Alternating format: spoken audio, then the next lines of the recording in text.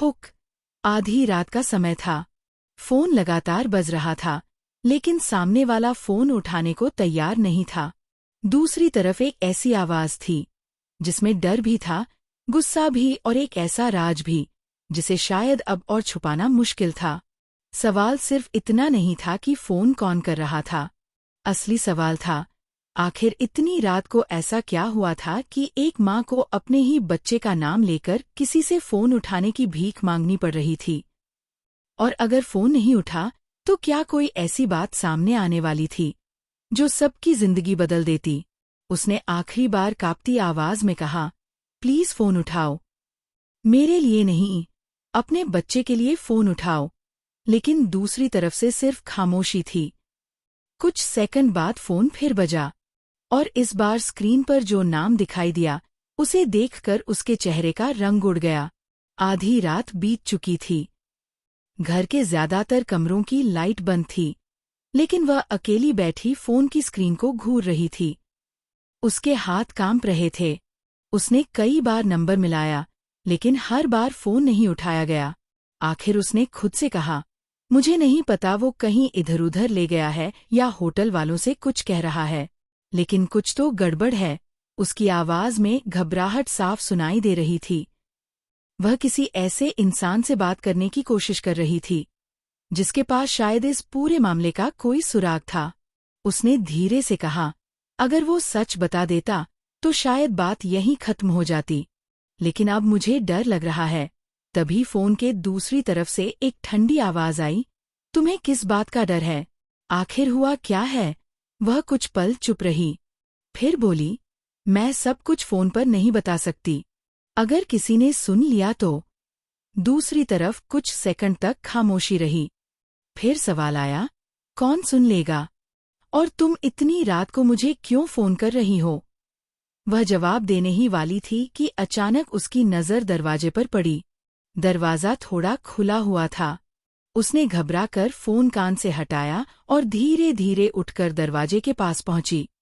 बाहर कोई नहीं था, लेकिन उसे पूरा यकीन था कि कुछ देर पहले दरवाजा बंद था।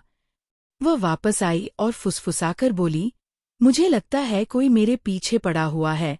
दूसरी तरफ से जवाब आया, तुम्हें ऐसा क्यों लग रहा है? उसने कहा, क्योंकि जो कुछ हुआ है उसके बारे में बहुत कम लोगों को पता था, और अब वही बातें एक एक करके मेरे सामने आ रही हैं। तभी फोन कट गया। उसने तुरंत दोबारा कॉल किया, लेकिन इस बार फोन बंद था। उसने अपने चेहरे पर हाथ रखा और खुद से कहा, नहीं, ऐसा नहीं हो सकता। तभी उसका फोन फिर बजा। इस बार नंबर अनजान था। उसने कुछ सेकंड तक स्क्रीन देखी और फिर कॉल उठा ली।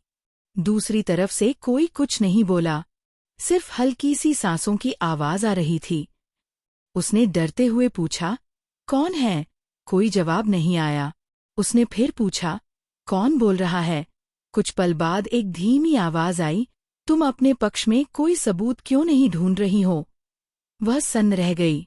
उसने पूछा, तुम कौन हो?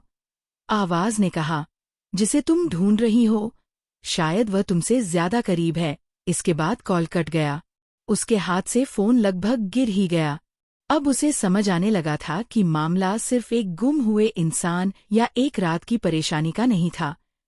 किसी ने बहुत सोच समझकर कुछ छिपाया था। लेकिन किसने और क्यों? तभी उसे एक पुरानी बात याद आई। एक होटल, एक कमरा और एक ऐसी रात जिसके बारे में घर में कभी खुलकर बात नहीं हुई थी। उसे याद था कि उस रात किसी ने कहा था, अगर ये बात बाहर गई तो सब खत्म हो जाएगा।